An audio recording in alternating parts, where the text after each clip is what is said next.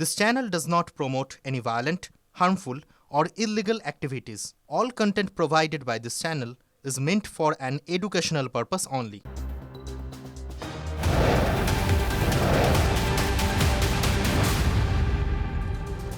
নন্দীগ্রামে ব্যাপক উত্তেজনা, সমবায় ভোট ঘিরে রণক্ষেত্র নন্দীগ্রাম। শুভেন্দু অধিকারীর গড়, আর সেখানে সমবায় ভোটে কি এমন হলো যে এত ব্যাপক উত্তেজনা? সেই পরিস্থিতি দেখতে পাচ্ছেন, বহু মানুষ জড়ো হয়েছেন নন্দীগ্রামে।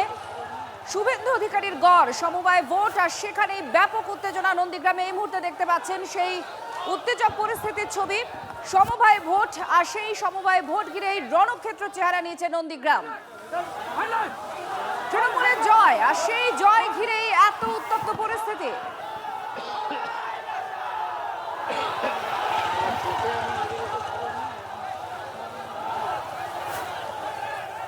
কনিষ্ক আমাদের প্রতিনিধি আমাদের সঙ্গে রয়েছেন। কনিষ্ক, তৃণমূল জয় পেতেই নন্দীগ্রামের চেহারা কেন রণক্ষেত্রের চেহারা নিল নন্দীগ্রাম? কি হয়েছে?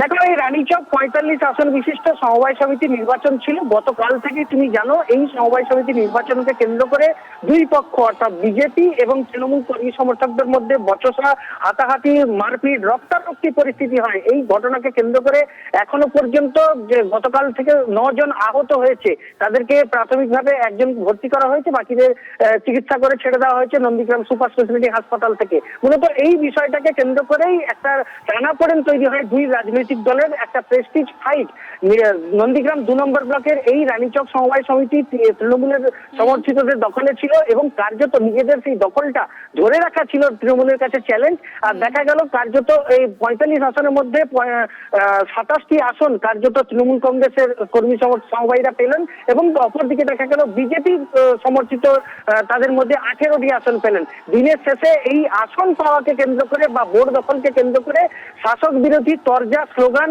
জয় বাংলা থেকে শুরু করে জয় শ্রীরাম, এই ঘটনাকে কেন্দ্র করে রীতিমতো চর্চা তৈরি হয় এবং একে অপরের দিকে তেড়ে যায়।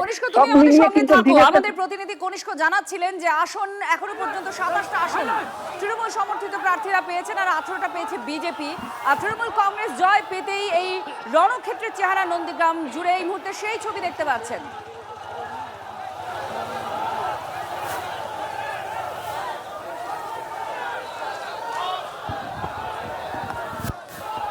দুপক্ষই মাঠে নেমে পড়েছে।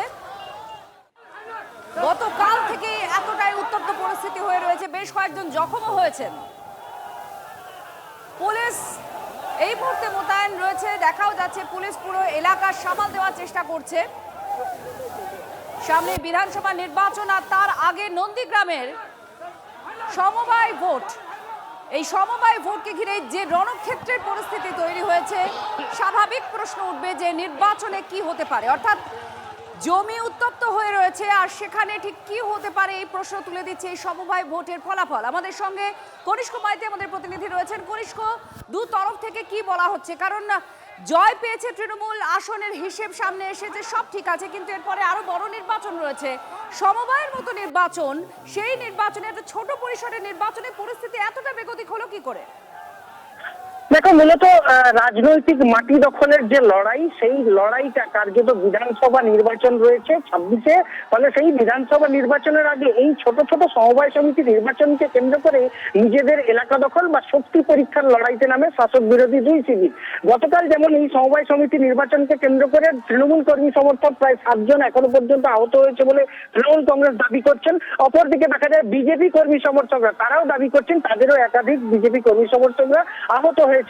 গতকাল যেমনটা এই নির্বাচনকে কেন্দ্র করে তৃণমূল কর্মী সমর্থকরা মার খেয়েছে, আজকেও কার্যত এই জয়ের পরে সেই তাদের যে উচ্ছ্বাস সেটা তারা ধরে রেখে এবং কার্যত বিজেপি কর্মী সমর্থকদের তাড়া করে দেখা যায় মাঠে নেমে ক্যাম্পের দিকে তেড়ে যায়। যদিও পুলিশ প্রশাসন সচেষ্ট ছিল, পুরো বিষয়টা 4টি থানার পুলিশকে কার্যত এই সমবায় সমিতি নির্বাচনকে কেন্দ্র করে মজুত করা হয়েছিল। কোনো রকম অশান্তির পরিস্থিতি তৈরি হয়নি। পুরো বিষয়টা কার্যত নন্দীগ্রাম থানার আইসি সমেত পুলিশ আধিকারিক সাংবাদিকরা ছিলেন তারা দুই পক্ষকে কার্যত এলাকা ছাড়া করেন। জয়ের পরে দিনের শেষে তৃণমূল কংগ্রেস শেষ হাসি হাসলে বা বোর্ড দখল করতে পারলেও বিজেপি কর্মী সমর্থকরাও তারা আশাবাদী একাধিক যে সমবায় সমিতিগুলো তারা দখল করেছেন 26-এ এই তৃণমূলের চ্যালেঞ্জকে পাল্টা ভোটে হারিয়ে জবাব দেবেন বলে তৃণমূল কংগ্রেস বিজেপির কর্মী সমর্থকরা তারা এমনটাই হুঁশিয়ারি দিয়েছেন। কনিষ্ক মাইতি আমাদের প্রতিনিধি সেখানকার ছবি যেমন দেখাচ্ছে আপনাদের তেমন সেখানকার পরিস্থিতি তুলে ধরলেন। আর গতকালই তৃণমূল নেতা শেখ সুফিয়ান বলেছিলেন যে খেলা হবে, তার বক্তব্য আপনাদের শোনাবো। দিদির উন্নয়নের পাঁচালীকে মানুষ মেনে নিয়েছে এবং নন্দীগ্রামের সেবাশ্রয় নিয়ে হাজার হাজার মানুষ যেভাবে পরিষেবা পাচ্ছে এগুলো দেখে শুভেন্দু অধিকারী হতাশ হয়ে গেছে। তাই দিদির যে খেলা হবে স্লোগানকে এখন শুভেন্দু অধিকারী সেই স্লোগানকেও ব্যবহার করা শুরু করে দিয়েছে। এর থেকে বোঝা যায় যে শুভেন্দু অধিকারীর অস্তিত্বহীন হয়ে গেছে এবং বিজেপি দল আগামী দিনে নন্দীগ্রাম বিধানসভা থেকে বিদায় নেওয়ার তার পরিকল্পনা তৈরি হয়ে গেছে। 2026 সালে তৃণমূল কংগ্রেস নন্দীগ্রাম বিধানসভায় 30,000 ভোটে জিতবে, এটা নিশ্চিত। যার গড় নন্দীগ্রাম, যিনি এই নন্দীগ্রামের বিধায়ক শুভেন্দু অধিকারী, তার প্রতিক্রিয়া এবার শুনুন। একটা সমবায়ের নির্বাচনে এই যে গুন্ডা কাজাহার, তার বাহিনী, সাইদ ইত্যাদিরা একটা শিডিউল কাস্ট পাড়া, হরিজন পাড়াতে রাত্রি 12:30 1টার সময় ঢুকবে কেন? প্রথমে মহিলাদের মেরেছে, সেখানকার মহিলারা পুরুষ মানে এলাকার মানুষ সংঘবদ্ধ হয়ে তাদেরকেও উত্তম মধ্যম দিয়েছে। আত্মরক্ষার অধিকার প্রত্যেকে আছে। এই শীতের রাত্রে 12:30টার সময় আমাদের হরিজন পাড়াতে যাবেন কেন? তফসিলিদের পাড়াতে যাবেন কেন? মহিলাদের মারবেন কেন? শুভেন্দু অধিকারীর অভিযোগ শুনলেন। আরো একটা সমবায় ভোট, সেখানেও একই রকম উত্তেজনা তৈরি হয়েছে, সেটা হচ্ছে তারকেশ্বর। ভোট কেন্দ্রের বাইরে তৃণমূলের গোষ্ঠী কোন্দল, তৃণমূলের দুই গোষ্ঠীর মধ্যে তীব্র বাদানুবাদ। দেখুন সেই ছবি।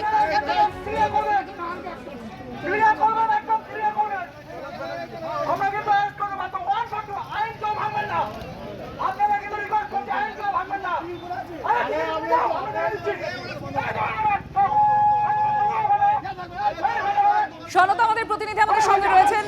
সনদ, এখানে তো শাসক দলই গোষ্ঠী কোন্দলের মধ্যে জড়িয়ে রয়েছে, ঠিক কি হয়েছিল এই মুহূর্তে যে পুলিশকে সেই বিবাদমান গোষ্ঠীকে সরাতে হলো, পরিস্থিতি নিয়ন্ত্রণে আনতে হলো?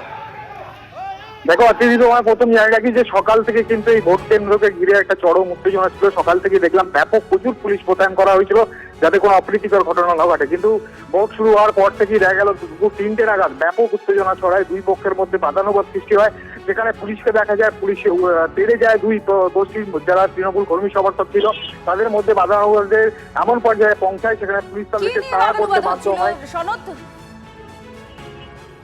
দুই পক্ষের মধ্যেই তোমার এক তৃণমূলের যে দুই গোষ্ঠী, এখানে যে চরম বিবাদমান তৈরি হয়, অর্থাৎ এই পঞ্চায়েতেরই অর্থাৎ তিয়ারছড়া গ্রাম পঞ্চায়েতের যিনি উপপ্রধান আছেন আকাশ গোষ্ঠীর সঙ্গে বিধায়ক গোষ্ঠীর তারকেশ্বর বিধানসভা বিধায়ক গোষ্ঠীর রামেন্দ্র শিবের একটা গোষ্ঠী দ্বন্দ্ব দীর্ঘদিন ধরে আছে। সেই দ্বন্দ্বের ফলেই কিন্তু আজকে বাদানুবাদ তৈরি হয় এবং দুই পক্ষের মধ্যে চরম বচসা তৈরি হয়। সেটাকেই পরিস্থিতি সামাল দিতে দেখা যায়, পুলিশ কিন্তু নিয়ন্ত্রণে আনার চেষ্টা করে এবং দুই পক্ষকে এলাকা থেকে সরিয়ে দেয়। এই মুহূর্তে যদি জানা যায়, তোমায় জানিয়ে রাখি যে শেষ মুহূর্তে যে খবর, এই সমবায় নির্বাচনে সেই নির্বাচনে কিন্তু তৃণমূলকেই হারিয়েছে। অর্থাৎ এখানে যে আকাশ গোষ্ঠী অর্থাৎ উপপ্রধান গোষ্ঠী কিন্তু 9টি আসন, সমবায় যে 9টি আসন ছিল সেই 9টি আসনে কিন্তু জয়লাভ করেছে। অন্যদিকে যে বিধায়ক গোষ্ঠী যারা প্রার্থী দিয়েছিলেন তারা কিন্তু পরাজিত হয়েছেন। ফলে এই মুহূর্তে কিন্তু এলাকায় একটা ব্যাপক উত্তপ্ত পরিস্থিতির সৃষ্টি হয়েছে এবং সেখানে দেখা যাচ্ছে যারা উপপ্রধান গোষ্ঠী তারা কিন্তু উল্লাসে মেতে উঠলেও তাদের মধ্যে একটা চাপা ক্ষোভ তৈরি হয়েছে। যেভাবে পুলিশ সনদ আমাদের প্রতিনিধি জানালেন যে বিধায়ক তারকেশ্বরের বিধায়কের গোষ্ঠীকেই হারিয়ে দিয়েছে শাসক পক্ষের আরো এক গোষ্ঠী, আর তা নিয়েই বিবাদ বাঁধে। যে বিবাদ শুধু বিবাদ নয়, পুলিশকে হস্তক্ষেপ করতে হয় সমবায়ের ভোটে শাসক গোষ্ঠীর এই বিবাদ থামানোর জন্য। সে ওইখানে ভোট মিটে গেছে, ওইখানে ছিল দাঁড়িয়ে, হঠাৎ গোলজার এসে মাল খেয়ে তাকে মারতে যায় পুলিশ প্রশাসনের সামনে। পুলিশ প্রশাসন অতকারে কিছু বলে না, ওকে কিছু বলে না, আমাদের ঘরে বলেছে। যে তোমরা সরে যাবে, অথচ লোকে কিছু বলছে না। কারণ বলুন, তবু আমরা ধৈর্য ধরে সে জায়গায় দাঁড়িয়ে আছি। আমরা কিন্তু আমরা পুলিশকেই বলছি, আমরা প্রশাসনকেই বলছি, প্রশাসনের আমাদের আস্থা ভরসা আছে, আমরা তাকেই জানাচ্ছি। আর পুলিশ প্রশাসন আমরা আমাদেরই বারণ করছে, ওকে কিন্তু কিছু বলছে না। সামনে 26-এর নির্বাচন, আর সেই বিধানসভা নির্বাচনের ঠিক আগে সমবায় নির্বাচনগুলো অর্থাৎ যত ছোট পরিসরের নির্বাচন সেখানেও দেখা যাচ্ছে উত্তাপ উত্তেজনা চরমে রয়েছে। অর্থাৎ ভোটের মাটি যথেষ্ট তপ্ত হয়ে রয়েছে এই বঙ্গের। আর এই মুহূর্তে দুটো ছবি আপনাদের দেখাচ্ছি, যেখানে নন্দীগ্রাম শুভেন্দু অধিকারীর গড় তার বিধানসভা অঞ্চল, সেখানে সমবায় ভোট, সেখানে ব্যাপক অশান্তি, রণক্ষেত্রের চেহারা নেয় নন্দীগ্রাম। অপরদিকে তারকেশ্বরে বিধায়ক গোষ্ঠী, শাসক দলের বিধায়ক গোষ্ঠী শাসক দলেরই আরেক গোষ্ঠীর কাছে হেরে গিয়েছে, আর তা নিয়েই গন্ডগোল, যেখানে পুলিশকে হস্তক্ষেপ করতে হয় সেই গন্ডগোল থামানো। দুটো সমবায় ভোটের অশান্তির ছবি দেখছেন। সামনে বিধানসভা নির্বাচন, তার আগে সমবায়ের মতো ছোট পরিসরে ছোট ভোটে সেখানেও অশান্তি। আর বিজেপি নেতা জিতেন্দ্র তিওয়ারি, তাকে গীতা বিতরণে বাধা দেওয়ার অভিযোগ উঠল তৃণমূল কংগ্রেসের বিরুদ্ধে। বিজেপি আর তৃণমূল বচসা আর ব্যাপক হাতাহাতি হয়। পাণ্ডবেশ্বরের গোবিন্দপুরে ব্যাপক উত্তেজনার ছবি আপনাদের সামনে।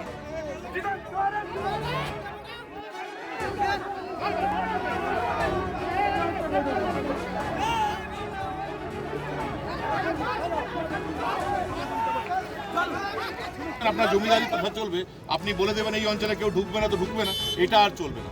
বাঙ্কোলাতে ঢুকেছি, আজ গোবিন্দপুরে ঢুকলাম, 7 দিনের মধ্যে আবার গোবিন্দপুরে আসবো, কোন্দাতে যাবো, সমস্ত জায়গায় যাবো। মানুষ আমাদেরকে পছন্দ নাও করতে পারে, পছন্দ না করলে আমাদের দলকে ভোট দেবে না, কিন্তু আসতে দেবো না, রাজনীতি করতে দেবো না, এটা কিন্তু নরেনবাবু আর আপনার শুনবো না। আজকে জবাব পেয়েছেন, আগামী দিনেও জবাব পাবেন। ভালো থাকুন, সুস্থ থাকুন। জিতেন্দ্র তিওয়ারি বক্তব্য আপনারা শুনছিলেন। তিনি বলছেন যে নির্বাচন বলে দেবে যে মানুষ বিজেপিকে পছন্দ করছে কি করছে না, কিন্তু কেন তাদের কর্মসূচি সেটাই বাধা দেওয়া হবে, এই প্রশ্ন তিনি তুলছেন। বিজেপি নেতা জিতেন্দ্র তিওয়ারি তার গীতা বিতরণের যে কর্মসূচি সেখানে বাধা দেওয়া হয়েছে, তৃণমূল বাধা দিয়েছে এমনটা তার অভিযোগ। আর তা নিয়ে বচসা হাতাহাতি বেঁধে যায় দু দলের সমর্থকদের মধ্যে। পাণ্ডবেশ্বরের গোবিন্দপুরে ব্যাপক উত্তেজনা তৈরি হয়।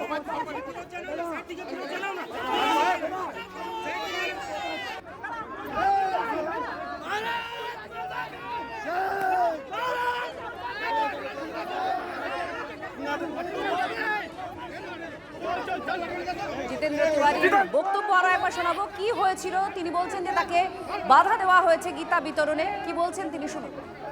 জমিদারি কথা চলবে, আপনি বলে দেবেন এই অঞ্চলে কেউ ঢুকবে না তো ঢুকবে না, এটা আর চলবে না। বাঙ্কোলাতে ঢুকেছি, আজ গোবিন্দপুরে ঢুকলাম, 7 দিনের মধ্যে আবার গোবিন্দপুরে আসবো, কোন্দাতে যাবো, সমস্ত জায়গায় যাবো। মানুষ আমাদেরকে পছন্দ নাও করতে পারে, পছন্দ না করলে আমাদের দলকে ভোট দেবে না, কিন্তু আসতে দেবো না, রাজনীতি করতে দেবো না, এটা কিন্তু নরেনবাবু আর আপনার শুনবো না। আজকে জবাব পেয়েছেন, আগামী দিনেও জবাব পাবেন। ভালো থাকুন, সুস্থ থাকুন। শুনলেন জিতেন্দ্র তিওয়ারির বক্তব্য। এবং জিতেন্দ্র তিওয়ারি তিনি বলছেন যে তার কর্মসূচিতে বাধা দেওয়া হয়েছে, গীতা বিতরণের কর্মসূচি ছিল, আর সেখানে বাধা দেওয়া হয়েছে, তৃণমূল বাধা দিয়েছে, এটা তার অভিযোগ। আর তা নিয়ে বিজেপি আর তৃণমূলের মধ্যে বচসা হাতাহাতি হয়। পাণ্ডবেশ্বরের গোবিন্দপুর এই এলাকায় ব্যাপক উত্তেজনা তৈরি হয় এই ঘটনাকে কেন্দ্র করে। পাণ্ডবেশ্বরের এমএলএ নরেন চক্রবর্তী এই মুহূর্তে আমাদের সঙ্গে রয়েছেন। নরেন বাবু, আপনাকে স্বাগত। আপনারা বাধা দিয়েছেন এই অভিযোগ করা হচ্ছে। জিতেন্দ্র তিওয়ারি বলছেন যে কেন বাধা দেওয়া হচ্ছে, তাদেরকে যেতে দেওয়া হোক, মানুষ জবাব দেবেন ভোটে, যদি পরিত্যাগ করেন তো মানুষ করবেন।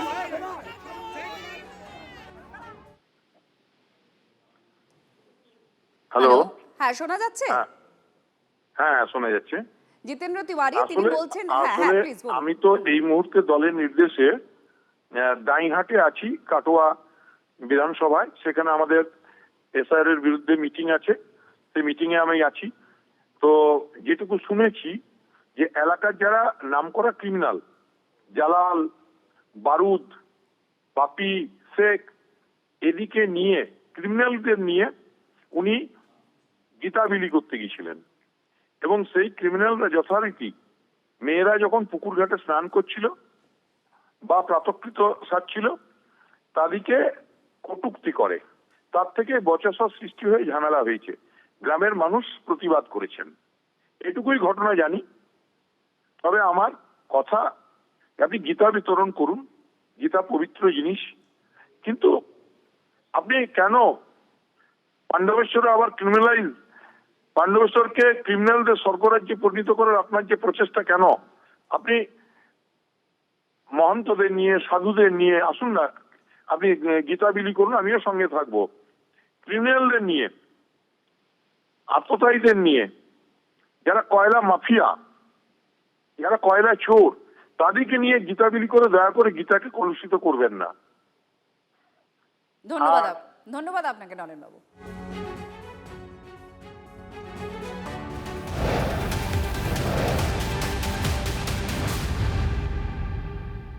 আবার নির্বাচন, আর আবার নির্বাচনের আগে সন্দেশখালীর কথা উঠছে। এটা সন্দেশখালীর কথা নয়, সন্দেশখালীর মডেলের কথা। সেটা আবার বীরভূমের কীর্ণাহারে। জোর করে অন্যের জমি দখলের অভিযোগ উঠছে কীর্ণাহারে। প্রতিবাদ করার জন্য মহিলাকে কেটে জ্বালিয়ে দেওয়ার হুমকি দেওয়া হয়েছে। তৃণমূলের জেলা পরিষদের সদস্যের বিরুদ্ধে অভিযোগ।